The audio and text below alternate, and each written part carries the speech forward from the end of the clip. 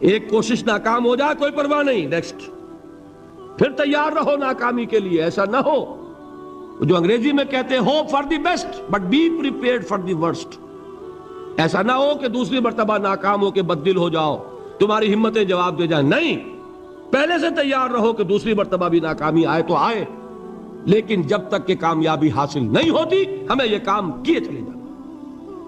دیکھیے سیرت میں آیا کہ نہیں یہ واقعہ؟ بدر میں مسلمانوں کو فتح ہوئی تو احد میں زک پہنچی کہ نہیں؟ 70 صحابہ شہید ہوئے کہ نہیں؟ اگر ان کی ہمتیں جواب دے جاتی تو گاڑی کیسے چلتی آگے؟ تو فرمایا وَلَنَبْلُوَنَّكُمْ بِشَيْءٍ مِّنَ الْخَوْفِ وَالْجُوعِ وَنَقْصٍ مِّنَ الْأَمْوَالِ وَالْأَنفُسِ وَالثَّمَرَاتِ. ہم تمہیں لازماً آزمائیں گے، خوف کی کیفیت سے، فقر و فاقے کی کیفیت سے، بھوک سے، جان کے نقصان سے، مال کے نقصان سے، محنتوں کے حاصل کے ضائع ہو جانے سے. وَبَشِّرِ الصَّابِرِينَ، اور اے نبی بشارت دیجئے صبر کرنے والوں کو. الَّذِينَ إِذَا أَصَابَتْهُمْ مُصِيبَةٌ، وہ کہ جب ان پر کوئی تکلیف آئے، کوئی مصیبت آئے، کوئی آزمائش آئے، قالوا انا للہ و انا الیہ راجعون، وہ یہ کہیں کہ ہم اللہ ہی کے ہیں، اللہ ہی کی طرف لوٹ جانا ہے. یہ وہی انداز ہے جو میں نے فارسی کا شعر سنایا تھا آپ کو کہ سرے تسلیم خم ہے جو مزاج یار میں آئے. وہ ہمارا مولا ہے، ہمارا آقا ہے، اگر اسے یہی منظور ہے تو ہمیں بھی یہی منظور ہے. میں نے تسلیم و رضا کی بات کی تھی نا، آپ کو کچھ شعر سنائے تھے. ایک شعر اور سنیے، اور یہ کس کا ہے؟ محمد علی جوہر کا. ایک مرتبہ جیل گئے، ان کی ایک بیٹی جوان بیمار ہوئی، فوت ہو گئی. باہر چھوڑا انگریز نے، جاؤ بھائی دفن کر دو بیٹی کو. دوسری مرتبہ جیل گئے، دوسری جوان بیٹی اسی مرض میں مبتلا ہوئی. اب یہ جیل میں ہے، خبر پہنچی کہ دوسری بیٹی کے اوپر بھی اسی مرض کا حملہ ہوا ہے. ایک نظم لکھی ہے جس کا آخری شعر یہ ہے: تیری صحت ہمیں منظور ہے لیکن اس کو نہیں منظور تو پھر ہم کو بھی منظور نہیں. یہ ہے، جب تک یہ کیفیت نہ ہو اس میدان میں آدمی ثابت قدم نہیں رہ سکتا کہ میرے رب کو اگر یہ منظور ہے تو یہی مجھے منظور ہے، اور تیری صحت ہمیں چاہیے تو ضرور، لیکن ہمارے رب کو منظور نہیں تو ہمیں بھی منظور. راضی برضائے رب. وَبَشِّرِ الصَّابِرِينَ الَّذِينَ إِذَا أَصَابَتْهُمْ مُصِيبَةٌ قَالُوا إِنَّا لِلَّهِ وَإِنَّا إِلَيْهِ رَاجِعُونَ. نہ شود نصیب دشمن کے شود ہلاک تیغت، سر دوستہ سلامت کے تو خنجر آزمائی. اولئک علیہم صلوات من ربہم ورحمہ، یہی ہے وہ لوگ جن پر ان کے رب کی طرف سے عنایتیں ہیں اور رحمتیں ہیں. وَأُولَئِكَ هُمُ الْمُهْتَدُونَ، اور یہی ہے وہ لوگ جو کامیاب ہونے والے ہیں، ہدایت پانے والے، ہدایت یافتہ. اسی سورہ بقرہ میں ذرا آگے چل کر، یہ تو ہے 20واں رکوع، 19واں رکوع، 21ویں رکوع کی پہلی آیت ہے: لَيْسَ الْبِرَّ أَن تُوَلُّوا وُجُوهَكُمْ قِبَلَ الْمَشْرِقِ وَالْمَغْرِبِ وَلَكِنَّ الْبِرَّ مَنْ آمَنَ بِاللَّهِ وَالْيَوْمِ الْآخِرِ وَالْمَلَائِكَةِ وَالْكِتَابِ وَالنَّبِيِّينَ وَآتَى المال على حبه ذوي القربى واليتامى والمساكين وابن السبيل والسائلين وفي الرقاب وأقام الصلاة وآتى الزكاة والموفون بعهدهم إذا عاهدوا والصابرين في البأساء والضراء وحين البأس. اب یہ آیت جو ہے سورۃ العصر میں جو مضامین آئے تھے سارے اس میں موجود ہیں. وہاں ایمان کا لفظ آیا، یہاں 5 ایمانیات کی تفصیل آ گئی، اعمال کی تفصیل آئی، اور آخری بات وہاں کیا ہے؟ وَتَوَاصَوْا بِالصَّبْرِ، اور یہاں کیا ہے؟ وَالصَّابِرِينَ فِي الْبَأْسَاءِ وَالضَّرَّاءِ وَحِينَ الْبَأْسِ، اور صبر کرنے والے. اصل نیکی ان کی ہے جو صبر کریں. کس میں؟ جنگ کے وقت. ذرائے، بأسائے، بأسا کہتے ہیں فقر اور فاقہ. واحد آئے گا باس تو اس کے معنی جنگ، اور بأسا جمع میں آئے گا تو فاقہ، فقر، بھوک. اور ذرائے جسمانی تکلیف، ضرر، جسمانی تکلیفوں میں صبر کرنے والے، فقر اور فاقے میں صبر کرنے والے. اور جنگ کے وقت صبر کرنے والے، اولئک الذین صدقوا واولئک هم المتقون، یہ ہیں وہ لوگ جو صبر کرنے والے ہیں، یہ ہیں جو سچے ہیں، جو اپنے دعوے میں نیکی کے اور ایمان کے صادق ہیں، اور یہی وہ لوگ ہیں جو متقی۔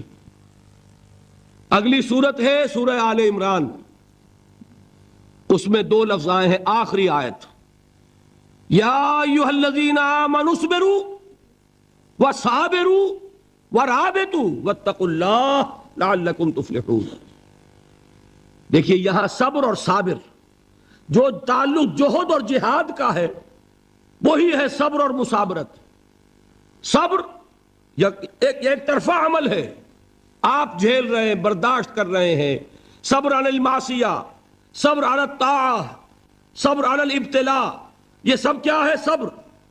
اور مصابرت کیا ہے؟ صبر کا صبر سے مقابلہ۔ یہ سورہ آل عمران، اب وقت نہیں ہے میں آپ کو سناتا اللہ تعالیٰ نے کیسے کیسے مسلمانوں سے کہا، مسلمانوں تمہیں زک پہنچی ہے تو انہیں بھی تو پہنچی تھی، ان کے 70 نہیں مارے گئے تھے بدر میں، ان کے حوصلے جو ہیں وہ تو پست نہیں ہوئے، وہ اگلے سال آ گئے تم پر چڑھائی کر کے، تم کیوں اتنا برا مان رہے ہو؟ تمہارے دل اتنے زخمی کیوں ہو گئے؟ تمہیں تکلیف پہنچتی ہے تو انہیں بھی پہنچتی ہے۔ اپنی غیرت جو ہے ہمیں ذرا اس کا جائزہ لینا چاہیے۔ لوگ باطل نظریات کے لیے کتنی قربانیاں دے رہے ہیں، لوگ باطل چیزوں کے فروغ کے لیے کتنی محنتیں کر رہے ہیں۔ جیسا کہ میں نے ابھی کہا تھا، اسی غیرت کو چیلنج کرنے کے لیے، ذرا آپ کی حمیت دینی کو جوش دلانے کے لیے، قادیانی نوجوان کتنی تعداد میں اپنے آپ کو دین کے لیے وقف کرتا ہے، اور آپ کتنے نوجوان ہیں جو اپنے آپ کو دین کے لیے وقف کر دیں، اور ہوں وہ کھاتے پیتے گھرانوں کے لوگ۔ یہ نہیں ہے کہ اگر کوئی اور کام نہیں کر سکتا تو پھر یہ ہے کہ وہ دین کے کام میں لگ جائے۔ باصلاحیت لوگ، کھاتے پیتے لوگ، ذہنی استعداد رکھنے والے لوگ، اونچے گھرانوں کے لوگ، وہ وقف کریں اپنے آپ کو دین کے لیے۔ اس کے بغیر کیسے باہر آ جائے گی، کیسے رونق آ جائے گی؟ تو دنیا میں باطل نظریات والے جو ہیں، یہ بات کہی گئی ہے، مسلمانوں تم اگر توحید کے لیے لڑ رہے ہو، دیکھتے نہیں ابو جہل کو، اس نے گردن کٹوائی ہے شرک کے لیے، شرک کے لیے گردن کٹوائے، اور تم توحید کے لیے گردن کٹوانے کو تیار نہ ہو۔ اس نے گردن کٹوائی کہ نہیں کٹوائی؟ اور کس طرح کٹوائی ہے؟ جو کہ بڑا متکبر قسم کا، فرعون قسم کا شخص تھا، جب گردن کاٹنے لگے تو کہتا ہے ذرا نیچے سے کاٹنا، تاکہ جب تم نیزے کے اوپر چڑھاؤ میرے سر کو تو اونچا نظر آئے، معلوم ہو سردار کا سر ہے۔ وہ بدبخت مرتے ہوئے بھی جو اس کی کیفیت تھی نا، اس کو ذہن میں رکھیے۔ تو یہ اس لوگوں نے قربانیاں دی، جانیں دی، تو فرمایا اگر تم ان سے زیادہ قربانی نہیں دو گے، جو نوٹ کر لیجئے اس کو، مجرد اگر حق کو غالب کرنا اللہ کے ذمے ہو تو آنے واحد میں غالب کر دے گا، تمہیں تکلیف ہی دینے کی ضرورت نہیں۔ سمجھ رہے؟ کیا اللہ کے مقابلے میں کوئی باطل کی طاقت ٹھہر سکتی ہے؟ یہ تمہارے ایمان کا امتحان ہے، یہ تمہارے خلوص کی آزمائش ہے، یہ تمہارے امتحان کا ثبوت درکار ہے کہ اللہ تعالیٰ دیکھنا چاہتا ہے تم اس کے لیے اپنی جانیں قربان کرنے کو تیار ہو کہ نہیں، تم اس کے لیے تن من دھن لگانے کو تیار ہو کہ نہیں۔ اور یہ جان لو کہ اگر کفار اور مشرکین اور ملحدین اور باطل نظریات والے وہ جو کچھ قربانیاں اپنے باطل نظریات کے لیے دے رہے ہیں، ان سے زیادہ اگر تم نہیں دو گے تو حق غالب نہیں ہوگا۔ انہوں نے جو صبر کیا ہے اپنے باطل نظریات پر، اگر تم اس سے زیادہ صبر کا ثبوت نہیں دو گے اپنے اس حق پر تو حق غالب نہیں ہوگا۔ اس لیے فرمایا یا ایھا الذین آمنوا اصبروا وصابروا، نہ صرف یہ کہ صبر کرو بلکہ صبر میں اپنے دشمنوں سے آگے نکلو، ان کے صبر سے بڑھ کر صبر کرو۔ ورابطوا، مرابطہ کہتے ہیں چوکس رہنا، ہوشیار، پہرا دو، ایسا نہ ہو کہ دشمن جو ہے غفلت میں تمہارے اوپر کوئی حملہ جو ہے کر بیٹھے۔ واتقوا اللہ، اور اللہ کا تقوی اختیار کرو، لعلکم تفلحون، تاکہ تم فلاح پاؤ۔ یہ ہے حضرات تواصوا بالصبر۔ میں نے عرض کیا تھا ہر جگہ پر آپ کو چوٹی کی بات صبر ملے گا. آیت الکرسی، آیت البر جو میں نے آپ کو سنائی آخر میں، والصابرین فی الباساء والضراء وحین الباس. حامیم السجدہ، وما یلقاها الا الذین صبروا وما یلقاها الا ذو حظ عظیم. اس کے بغیر تو نہیں ہوگا. تھوڑ دلے لوگ، کم ہمت لوگ، عزیمت نہ رکھتے ہو، حوصلہ نہ رکھتے ہو، برداشت نہ رکھتے ہو، تحمل نہ کر سکیں، لالچ سے ڈگمگا جائیں. دیکھیے یہ بھی میں نے چونکہ بات کہی تھی، سن لیجئے سیرت سے. حضور صلی اللہ علیہ وسلم کے بارے میں جب مکے کے سرداروں کو یہ یقین ہو گیا کہ تشدد ہمارا فیل ہو گیا ہے، نہ محمد بدل ہوئے نہ ان کے ساتھی صلی اللہ علیہ وسلم ورضی اللہ تعالی عنہم اجمعین، تو انہوں نے دوسرا پاسا پھینکا. پہلا پاسا کیا تھا؟ استہزاء، تمسخر، مذاق، ڈیمورلائز کرو، نروس بریک ڈاؤن کرو، ان کا بیٹھ جائیں یہ پتاشے کی طرح. معلوم ہوا نہیں ہے تو کھڑے رہے. تو دوسرا وار، مارو، ستاؤ، تکلیفیں دو، بھوکا مارو، دہکتے ہوئے انگاروں پر لٹاؤ، ان کو ہلاک کرو. معلوم ہوا یہ حربہ بھی ناکام ہو گیا. ایک آدمی واپس نہیں پھرا. ایک شخص کو بھی ہم اپنے اس تمام پرسیکیوشن سے نہ توحید سے ہٹا سکے، نہ محمد سے برگشتہ کر سکے صلی اللہ علیہ وسلم. بلکہ مرض بڑھتا گیا جوں جوں دوا کی. ان کے اعتبار سے تو مرض تھا نہیں کہ وہ تو بات آگے بڑھ رہی. ہم نے جتنا دبایا، وہ جو کہا ہے کہ اتنا ہی یہ ابھرے گا جتنا کہ دبا دیں گے، تو ہمارا دباؤ جو ہے وہ ناکام ہو گیا. تو تیسرا بار آیا تھا. وہ کیا تھا؟ سفارت آئی ابو طالب کے پاس. دیکھو ابو طالب، تمہارا بھتیجا جو ہے وہ ہمارے معبودوں کو باطل ٹھہرا رہا ہے. ہم تنگ آ چکے ہیں. اگر تو اسے بادشاہت چاہیے، اگرچہ ہم کسی بادشاہت کے عادی نہیں ہیں، لیکن ہم اسے اپنا بادشاہ بھی مان لیں گے. اگر اسے دولت چاہیے، وہ اشارہ کرے، ہم سیم و زر کے انبار اس کے قدموں میں لگا دیں گے. اور کہیں نکاح کرنا چاہے اشارہ کر دے، جس اونچے سے اونچے گھرانے میں وہ چاہے گا قریش کے، ہم اس کی شادی کر دیں گے. تینوں ہی لالچ ہے نا دنیا میں. ویسے تو زر، زن، زمین، آپ کے ہاں یہ تین زے مشہور ہیں. زر، زن، زمین. زمین کو اقتدار سمجھ لیجئے، قوت سمجھ لیجئے، دبدبا سمجھ لیجئے. زن، زر اور حکومت، تینوں پیشکشیں انہوں نے کی. دیکھیے یہ ہوتے ہیں مرحلے تحریکوں کے لیے بہت ہی نازک. نبی کے لیے تو خیر کوئی امکان نہیں تھا. غیر نبی ہو تو سوچے گا نا، یہ بادشاہ بنا رہے ہیں، بادشاہ بنو، اس وقت تھوڑا سا کمپرومائز کر لو، پھر ہاتھ میں قوت آ جائے گی تو پھر سب ٹھیک کر لیں گے. اگرچہ کبھی ٹھیک نہیں ہوتا، وہ ٹھیک ہوتا ہے اسی پروسیس سے جو محمد الرسول اللہ نے اختیار کیا. یہ تمام ٹیمپٹیشنز ہوتی ہیں، راستے سے بھٹکانے کی کوشش، کہ دباؤ سے نہیں مانے تو یہ لالچ جو ہے یہ انہیں ہٹائے. کیا جواب تھا حضور کا صلی اللہ علیہ وسلم؟ چچا نے جب بات کی ہے، انہیں براہ راست تو حضور سے بات کرنے کی ضرورت نہیں ہوئی تھی، ابو طالب کے واسطے سے بات کی. چچا نے جب بات کی ہے آ کر، حضور نے فرمایا چچا جان اگر وہ میرے داہنے ہاتھ میں سورج اور بائیں میں چاند رکھ دیں تب بھی میں یہ کام نہیں چھوڑ سکتا. تو عزیمت میں نے کہا تھا صبر کیا ہے؟ اپنے طے کردہ راستے پر بڑھتے چلے جانا، نہ کسی ٹیمپٹیشن سے، نہ کسی پریشر سے، نہ کسی تکلیف سے، نہ کسی ایذا سے، نہ کسی استہزاء سے، کسی سے بھی متاثر ہوئے بغیر اپنی منزل کی طرف پیش قدمی کیے چلے جانا. یہ ہے صبر.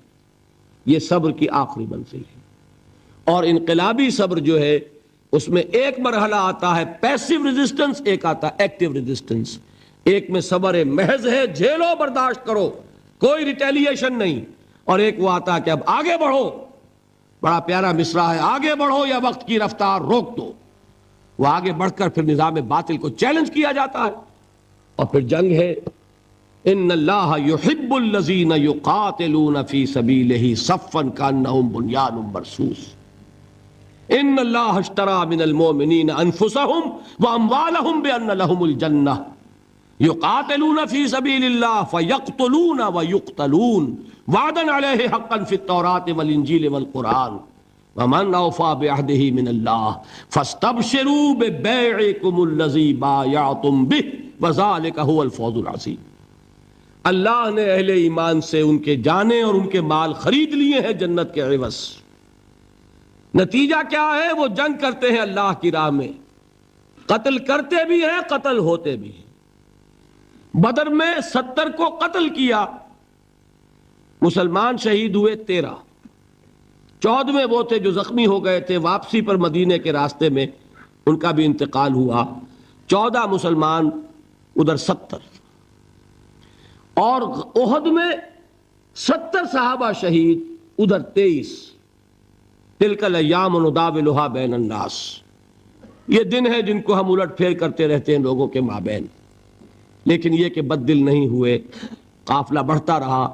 اور غزوہ احزاب میں وہ شعر میں کل سنا چکا ہوں محمد کے جانثاروں کا، نحن الذین بایعوا محمدا علی الجہاد ما بقینا ابدا، ہم وہ ہیں جنہوں نے محمد سے بیعت کی ہے جہاد کی صلی اللہ علیہ وسلم۔ اب یہ جہاد، یہ قتال، یہ جنگ، یہ سرفروشی، یہ جاں فشانی جاری رہے گی جب تک جان میں جان ہے، یا تخت یا تختہ، یا اللہ کا دین غالب ہوگا اور یا ہم اپنی جانیں اسی کام میں اللہ کے حوالے کریں۔ اللہ تعالیٰ مجھے اور آپ کو اس کی توفیق دے کہ ایمان کے عملی تقاضوں کو پورا کرنے میں، اللہ کے دین کی دعوت کے لیے، دیکھیے تینوں لیول میں نے بیان کر دیے۔ پہلی سطح پر اللہ کی بندگی، خود اسلام، خود اطاعت میں صبر عن المعصیہ، صبر علی الطاعہ، اللہ کی اطاعت پر صبر، معصیت سے رکنے پر صبر۔ دعوت میں اپنے کیریئر، اپنے خوشنما مستقبل کا صبر، اور استہزاء اور تمسخر اور مذاق اور فقرے اور جملے جھیلنا، وصبر علی ما یقولون۔ انقلاب اور اللہ کے دین کو قائم کرنے کے لیے صبر، پیسو ریزسٹنس، ایکٹیو ریزسٹنس۔ ایک صبر محض ہے، ایک مصابرت ہے، ایک یہ کہ جھیلو، برداشت کرو لیکن ہاتھ نہ اٹھاؤ، اور ایک یہ کہ آگے بڑھو، باطل کو للکارو اور جان ہتھیلی پر رکھ کر میدان میں آ جاؤ۔ یہ 6 صبر میں نے آج آپ کو بتائے، 2 صبر ہیں ہر لیول کے۔ میں نے عرض کیا تھا کہ یہ تینوں لیول سامنے ہوں گے تو ہی مختلف چیزوں کے، جہاد کے درجات بھی تب سمجھ میں آئیں گے اور صبر کے مراتب بھی سب سمجھ میں آئیں گے۔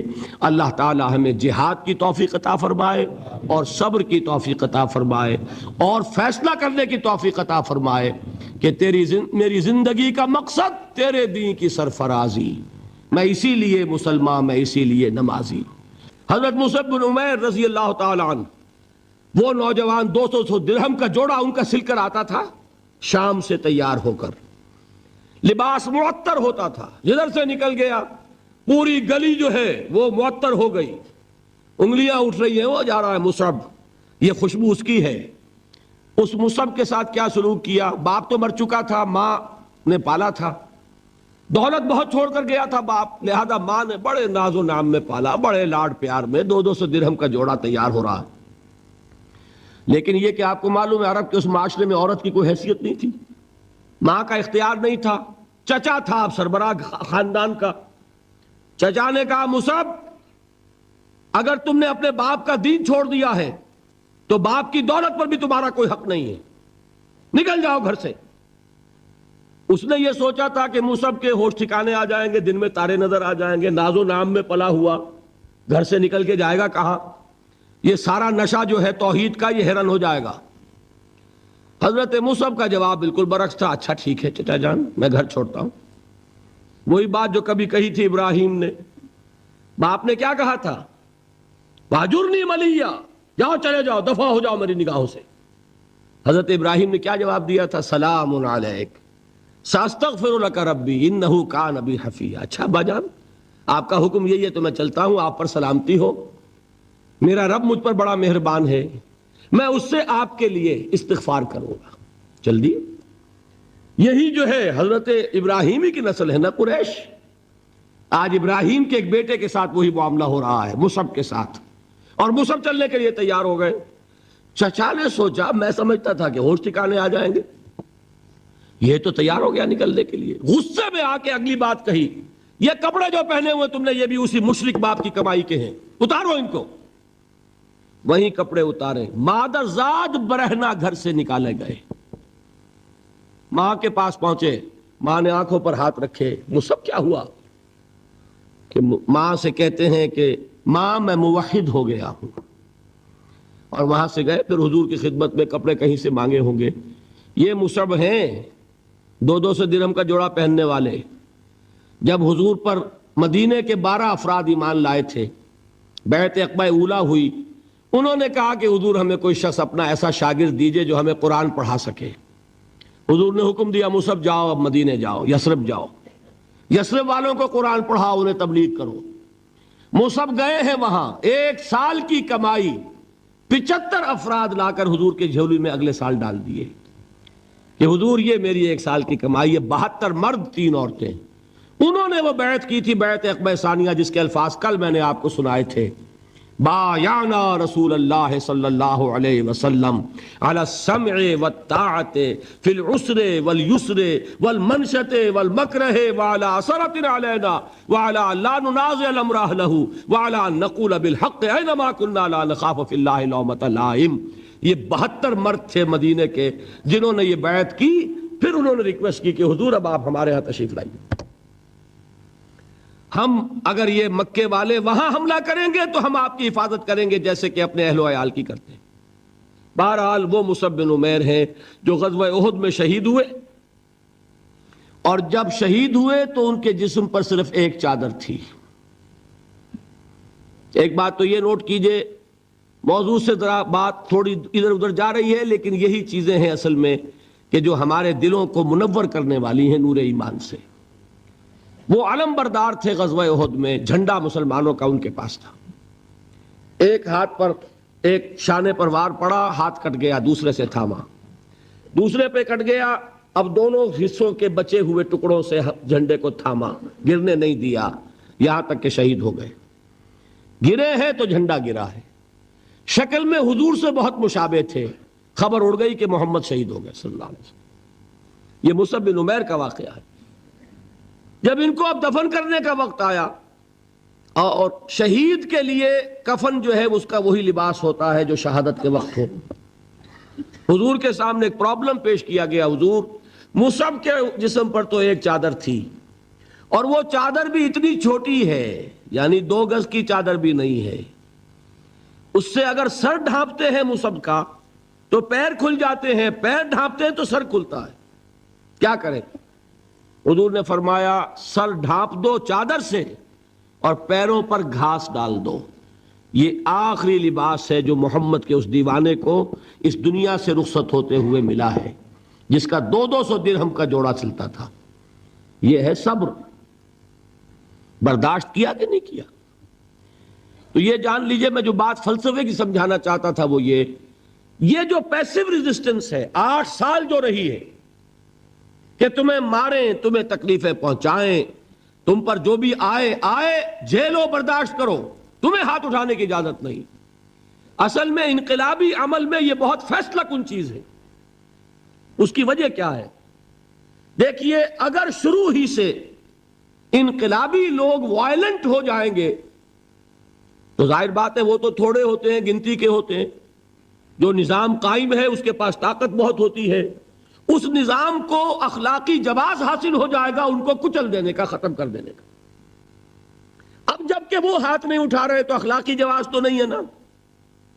اب اگر مارا جا رہا ہے تو عوام الناس کی دلی ہمدردیاں ان کے ساتھ ہوتی چلی جاتی ہیں. یہ امیہ ابن خلف نے بلال کو آج اتنا مارا, اتنا مارا, اتنا مارا. کیوں مارا؟ کیا بلال نے کوئی چوری کر دی تھی؟ نہیں بھائی. کیا کوئی اور گستاخی کی تھی اپنے آقا کی؟ نہیں. کہیں معاذ اللہ اس نے اپنے آقا امیہ ابن خلف کی بیٹی کے اوپر تو کوئی نہیں ہاتھ اٹھا دیا تھا؟ نہیں. تو کیا وجہ ہوئی؟ بس صرف یہ وجہ ہے کہ وہ ایک اللہ کو مانتا ہے اور محمد پر ایمان لے آیا صلی اللہ علیہ وسلم۔ بتائیے اس کا کیا اثر ہوگا؟ یہ خباب بن الارت پیشے کے لحاظ سے لوہار تھے۔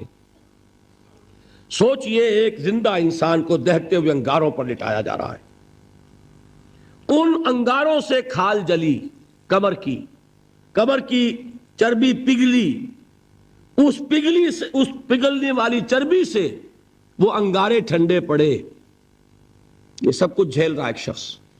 سوچنے والوں نے سوچا نہیں ہوگا کیا جرم تھا ان کا، تو بڑا شریف آدمی ہے، بہت اچھا کاریگر ہے، وقت پر کام دیتا ہے، مناسب اجرت لیتا ہے، یہ کیا ہوا؟ یہ کوئی جرم نہیں، جرم صرف ایک ہے، ایک اللہ کو مانتا ہے اور محمد کے دامن سے وابستہ ہے صلی اللہ علیہ وسلم۔ آپ سوچئے، دیکھیے ایک لفظ ہم بولا کرتے ہیں سائلنٹ میجورٹی۔ واقعہ یہ ہے کہ کسی بھی معاشرے میں میجورٹی ہمیشہ سائلنٹ رہتی ہے، وہ سائلنٹ اسپیکٹیٹر ہوتی ہے، دیکھتی رہتی ہے کیا ہو رہا ہے۔ لیکن سائلنٹ میجورٹی سائلنٹ ہوتی ہے، اندھی بہری تو نہیں ہوتی، دیکھتی تو ہے کہ کیا ہو رہا ہے، سن تو رہی ہے کہ کیا چرچے ہیں۔ اب جب وہ دیکھتے ہیں کہ کچھ شریف لوگ ہیں، بڑے ہی اعلیٰ اخلاق والے لوگ ہیں، ان پر تشدد ہو رہا ہے، انہیں مارا جا رہا ہے، انہیں ستایا جا رہا ہے، ان پر کوڑے برس رہے ہیں، انہیں دیکھتے ہوئے انگاروں پر لٹایا جا رہا ہے، ان کا کوئی جرم نہیں، کوئی ان کی خطا نہیں، سوائے اس کے کہ ایک اللہ کو مانتے ہیں، انہوں نے کسی کو نقصان نہیں پہنچایا، انہوں نے کسی کا بال بیکا نہیں کیا، انہوں نے کسی پر دست درازی نہیں کی، وہ تو دعائیں دے رہے ہیں انہیں۔ اس کا نتیجہ کیا نکلتا ہے؟ اندر ہی اندر سائلنٹ میجورٹی کنورٹ ہوتی ہے، وہ جرت تو نہیں ہوتی کہ برملا اعلان کریں، لیکن دل ان کے بدل رہے ہیں۔ اور آپ کو معلوم ہے ایک مصرع بڑا پیارا ہے، جو دلوں کو فتح کر لے وہی فاتح زمانہ۔ یہ دل فتح ہو رہے تھے اس وقت، یہ 8 برس میں محمد نے صلی اللہ علیہ وسلم قریش کے دل فتح کیے، چاہے وہ ایمان نہیں لائے، لیکن اندر سے انہیں نظر آ رہا تھا کہ کون کیا ہے۔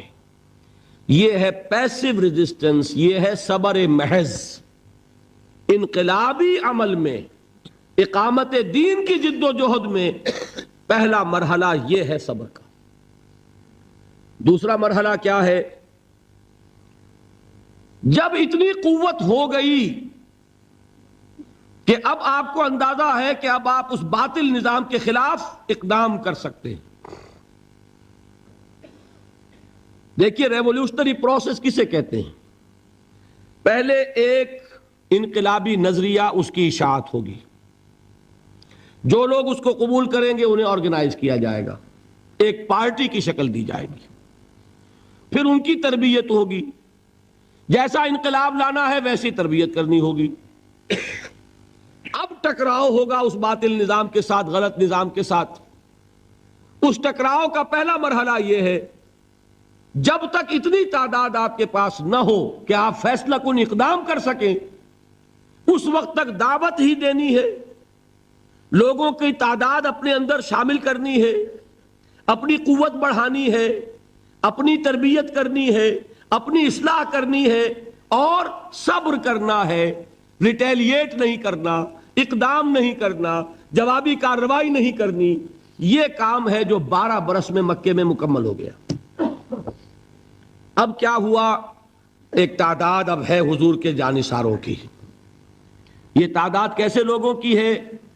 ڈیووٹڈ، ڈیڈیکیٹڈ، اپنی زندگیاں وقف کیے ہوئے لوگ، ہر طرح کے امتحان سے گزر چکے، بھٹیوں میں سے نکل چکے، تربیت ہو چکی، منظم ایسے ہیں کہ جو حضور کا حکم ہے اس پر عمل پیرا ہے۔ سم و طاعت، سنو اور اطاعت کرو، جس کا میں عرض کر چکا ہوں، اس سے بڑا کٹھن معاملہ نہیں ہو سکتا کہ تمہیں دہتے ہوئے انگاروں پر لٹا دیا جائے، تمہیں ہاتھ اٹھانے کی اجازت نہیں ہے۔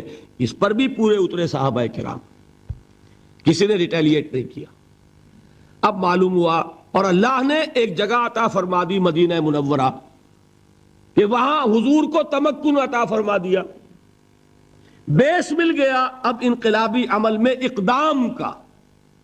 بیس بھی ہے مدینہ، طاقت بھی ہے صحابہ کرام کی۔ اب اقدام ہوا۔ اقدام کیا تھا؟ نبی اکرم صلی اللہ علیہ وسلم نے مدینے پہنچنے کے بعد، اور یہ نوٹ کر لیجئے، سورہ حج کی ایک آیت ہے، اُذِنَ لِلَّذِينَ يُقَاتَلُونَ بِأَنَّهُمْ ظُلِمُوا وَإِنَّ اللَّهَ عَلَى نَصْرِهِمْ لَقَدِيرٌ۔ آج سے اجازت دی جا رہی ہے ان لوگوں کو جن پر ظلم و ستم کے پہاڑ توڑے گئے۔ ابھی تک حکم تھا ہاتھ بندے رکھو، آج سے ہاتھ کھول دیے گئے۔ یو کین ریٹیلیٹ، تم بدلہ لے سکتے ہو، جوابی کارروائی کر سکتے ہو۔ یہ آیت نازل ہوئی، حضرت عبداللہ ابن عباس کی یہ رائے ہے کہ یہ آیت نازل ہوئی ہے دوران سفر ہجرت، جب حضور مکے سے مدینے تشریف لے جا رہے تھے، یہ آیت نازل ہوئی۔ یہ گویا کہ ٹرننگ پوائنٹ ہے کہ اب تک تو تمہیں حکم یہ تھا کہ چاہے تمہارے جسم کے ٹکڑے اڑا دیے جائیں، تم کوئی جوابی کارروائی نہیں کر سکتے۔ اب وہ حکم بدل گیا، اب تم اقدام کرو، جوابی کارروائی کرو۔ حضور نے کیا کیا اس کو سمجھ لیجئے، یہ سیرت کا بہت اہم باب ہے اور نگلیکٹڈ ہے، توجہ نہیں ہوئی اس پر۔ واقعات موجود ہیں سیرت کی کتابوں میں، ان واقعات کی اہمیت کیا ہے، ان سے کیا نتیجہ نکلتا ہے، اس پر زیادہ توجہ نہیں ہوئی۔ حضور نے مدینے پہنچ کر 6 مہینے تو کوئی اقدام نہیں کیا، اپنی پوزیشن کو کنسولیڈیٹ کیا۔ 3 اہم کام کیے۔ مسجد نبوی کی تعمیر کے ایک مرکز وجود میں آ جائے، وہی اب آپ کی تربیت گاہ ہے، وہی خانقاہ ہے، وہی گورنمنٹ ہاؤس ہے، وہی درسگاہ ہے، اصحاب صفہ ہے، حضور صلی اللہ علیہ وسلم ہے، نماز با جماعت ہے، خطبہ جمعہ ہے، تو خانقاہ بھی وہی، تربیت گاہ بھی وہی، درسگاہ بھی وہی، گورنمنٹ ہاؤس بھی وہی۔ دوسرا کام کیا کیا؟ جو یہودی قبائل تھے ان کو جکڑ لیا، معاہدوں میں معاہدے کر لیے، تاکہ مدینے کے ڈیفنس کے لیے جوائنٹ ڈیفنس، اگر مدینے پر حملہ ہوگا طے ہو گیا کہ مل جل کر ڈیفینڈ کریں گے۔ یہ ایک بہت بڑا اقدام ہے۔ یہ تو آپ جو مستشرقین ہیں ان کی اگر کتابیں پڑھیں، Muhammad at Mecca, Muhammad at Medina by Montgomery Watt, تو آپ کو پتا چلے گا کہ کیا کیا تعریفیں لوگوں نے کی ہے کہ یہ کس قدر اہم اقدام تھا اور کتنی دور بینی اور پیش بندی کا معاملہ کیا تھا محمد رسول اللہ نے۔ تیسرا کام کیا کیا؟ مواخات، مہاجرین اور انصار کو جوڑ کر ایک وحدت بنانا۔ آپ کو معلوم ہے اس کی تاریخ میں کوئی مثال نہیں ہے۔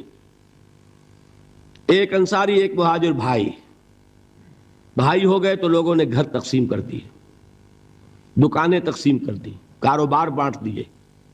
یہاں تک واقعہ ملتا ہے کہ ایک انصاری صحابی اپنے مہاجر بھائی کو گھر لے گئے، فرمایا یہ میری 2 بیویاں ہیں، ان میں سے جو تمہیں پسند ہو اشارہ کر دو، میں ابھی طلاق دے دوں گا تاکہ تم ان سے شادی کر لو۔ میں یہ برداشت کرنے کو تیار نہیں کہ میرے گھر میں 2 بیویاں ہوں اور میرے بھائی کا گھر جو ہے وہ آباد نہ ہو۔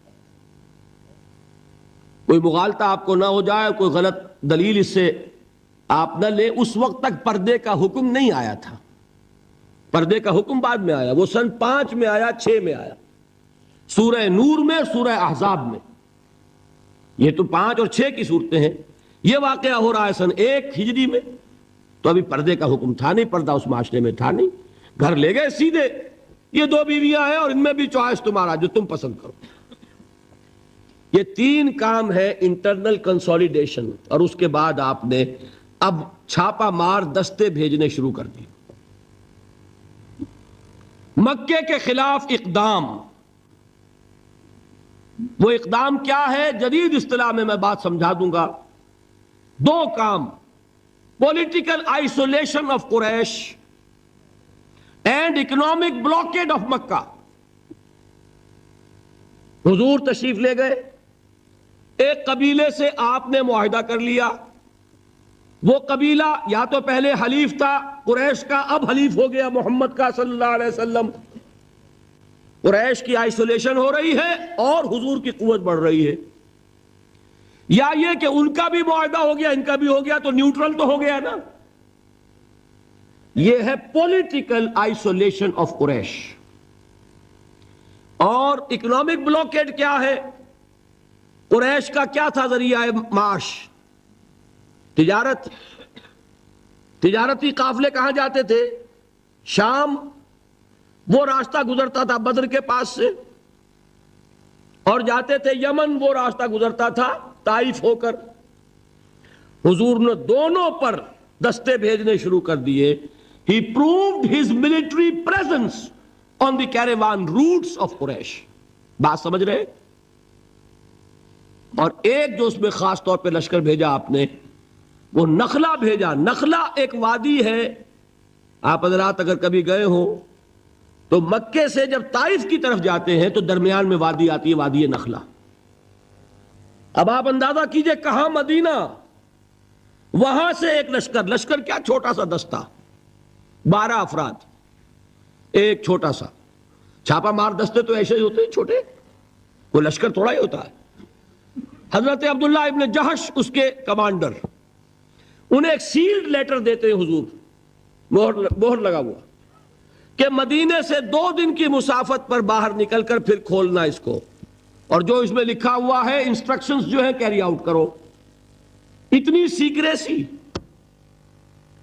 جب وہ نکلے 2 دن کے فاصلے پہ باہر چلے گئے، کھولا لکھا وادی نخلا میں قیام کرو، اور وہاں جا کر قریش کی نقل و حرکت پر نگاہ رکھو اور ہمیں اطلاع دیتے رہو. اب یہ 300 میل کا سفر کر کے وہاں پہنچے ہیں. وہاں اتفاق سے ایک قافلہ قریش کا گزر رہا تھا، اس سے مٹ بھیڑ ہو گئی، مقابلہ ہوا. ایک آدمی قرشی جو ہے کافر مشرک، وہ ان کے ہاتھوں مارا گیا. 2 کو انہوں نے گرفتار کیا، باقی بھاگ گئے. تو جو مال غنیمت تھا وہ لے کر آ گئے. حضور ناراض ہوئے کہ میں نے تمہیں اس کا حکم نہیں دیا تھا، میں نے صرف یہ کہا تھا کہ وہاں قیام کر کے ہمیں انفارم کرتے رہو. لیکن یہ بات ریکارڈ پر آ جانی چاہیے کہ ہجرت کے بعد پہلا قتل جو ہوا مسلمانوں کے ہاتھوں ایک مشرک کا ہوا. یہ تھی جس نے مکے میں آگ لگا دی. اتنی جرت ہو گئی محمد کی صلی اللہ علیہ وسلم. ادھر سے وہ ابو سفیان لے کر گئے ہوئے تھے قافلہ، تجارتی قافلہ، وہ واپس آ رہا تھا. اس کی طرف سے ایک پیغام پہنچ گیا کہ میرے قافلے کو خطرہ ہے محمد کے آدمیوں سے صلی اللہ علیہ وسلم، لہذا فوراً کوئی انتظام کرو مدد کا. یہ ہے وہ چیز جس کی آڑ لے کر ابو جہل جیسے لوگوں نے لشکر تیار کیا اور بدر کی طرف مارچ کیا. یہاں سے پہلی جنگ ہوئی ہے غزوہ بدر سن 2 ہجری میں. اگر حضور اقدام نہ کرتے، حضور نے یہ دستے بھیجے نہ ہوتے، اگر مسلمانوں کے ہاتھوں ایک کافر کا قتل نہ ہوتا، اگر وہ راستہ جو ہے تجارتی راستہ وہ مخدوش نہ ہو گیا ہوتا، بدر کی جنگ نہ ہوتی. یہ اقدام تھا محمد الرسول اللہ صلی اللہ علیہ وسلم کا، جس کے نتیجے میں final phase of revolution, armed conflict, وہ اب شروع ہوا ہے سن 2 میں، جاری رہا سن 8 تک. اندرون ملک عرب یہ 6 سال ہیں. ان 6 سالوں میں غزوہ بدر، غزوہ احد، غزوہ احزاب، یہ سارے غزوے ہو گئے. پھر فتح مکہ، پھر یہ کہ غزوہ حنین، طائف کا محاصرہ. سن 8 تک یہ معاملہ مکمل ہو گیا. جاء الحق وزهق الباطل ان الباطل کان زہوقا. جب یہ فیز شروع ہوا ہے تو یہ آیتیں نازل ہوئی جو میں نے سنائی تھی آپ کو. یا ایھا الذین آمنوا استعینوا بالصبر والصلاۃ. اے مسلمانوں، اہل ایمان، مدد حاصل کرو. اب جو نیا فیز شروع ہو چکا ہے تمہاری جد و جہد کا. یہ مدنی آیت ہے نا، مدنی صورت ہے. وہ جد و جہد کا دور جو تھا مکی، وہ کچھ اور تھا، یہ کچھ اور ہے. اس میں تو اب تمہیں آگے بڑھنا ہے، کفر پر اور شرک پر حملہ آور ہونا ہے، اقدام کرنا ہے، چیلنج کرنا ہے. فاستعینوا بالصبر والصلاۃ. مدد حاصل کرو کس سے؟ صبر سے اور نماز سے. ان اللہ مع الصابرین. جان لو کہ اللہ تعالیٰ صبر کرنے والوں کے ساتھ ہے. وَلَا تَقُولُوا لِمَنْ يُقْتَلُ فِي سَبِيلِ اللَّهِ أَمْوَاتٌ. اور ہرگز نہ کہو اسے جو اللہ کی راہ میں قتل ہو جائے کہ وہ مردہ ہے. بل احیاء ولکن لا تشعرون، نہیں، وہ زندہ ہے لیکن تمہیں ان کا شعور نہیں ہے۔ اور سنیے اب یہ آیت اہم ترین ہے صبر کے موضوع پر۔ وَلَنَبْلُوَنَّكُمْ بِشَيْءٍ مِّنَ الْخَوْفِ وَالْجُوعِ وَنَقْصٍ مِّنَ الْأَمْوَالِ وَالْأَنفُسِ وَالثَّمَرَاتِ وَبَشِّرِ الصَّابِرِينَ، اور دیکھو ہم تمہیں آزمائیں گے، وَلَنَبْلُوَنَّكُمْ، ہم لازماً آزمائیں گے تمہیں، بِشَيْءٍ مِّنَ الْخَوْفِ، خوف کی کیفیت طاری کر کے، والجوع، بھوک، فقر اور فاقہ، ونقص من الاموال، مالی نقصان، والانفس، جانی نقصان، والثمرات، اور ثمرات، پھلوں اور میووں کا نقصان۔ میرے نزدیک یہاں پر ثمرات کا مفہوم ایک اور بھی ہے۔ ایک تو صاف تھا کھجور کی فصل تیار ہے، غزوہ تبوک جانے کا حکم مل گیا، کون اتارے گا؟ اور کھجور وقت پر اتری نہیں، برباد ہو جائے گی۔ یہ ہو رہا ہے نا میووں کا نقصان۔ اور میرے نزدیک یہاں یہ بھی ہے، بسا اوقات بہت سی محنتوں کا نتیجہ انسان دیکھتا ہے کہ ضائع چلا گیا، میں نے 10 سال محنت کی، حاصل کوئی نہیں نکلا۔ یہ ثمرات کیا ہیں؟ محنتیں، محنتوں کے ثمرات کا ضیاع۔ کوشش آپ نے کی، قسمت کی خوبی دیکھیے، ٹوٹی کہاں کمن، 2-4 ہاتھ جب کے لبے بام رہ گئے۔ Be prepared. ایک شاعر کے یہ اشعار ہیں، وہ کمیونسٹ تھا، میں نام بھی نہیں لیتا، لیکن یہ کہ یہ اسی انقلابی، چونکہ ان کا بھی ایک انقلابی نظریہ ہے، انقلابی عمل میں یہ سارے مراحل آتے ہیں۔ کوئی سیٹ بیک آیا فرض کیجئے، کوئی ناکامی ہو گئی، تو اپنے ساتھیوں کو دل بدھانے کے لیے یہ فصل امیدوں کی ہمدم اس بار بھی غارت جائے گی، سب محنت صبحوں شاموں کی اب کے بھی اکارت جائے گی۔ میرے نزدیک یہ ثمرات کا جو لفظ یہاں آیا ہے، وَنَقْصٍ مِّنَ الْأَمْوَالِ وَالْأَنفُسِ وَالثَّمَرَاتِ، سب محنت صبحوں شاموں کی اب کے بھی اکارت جائے گی۔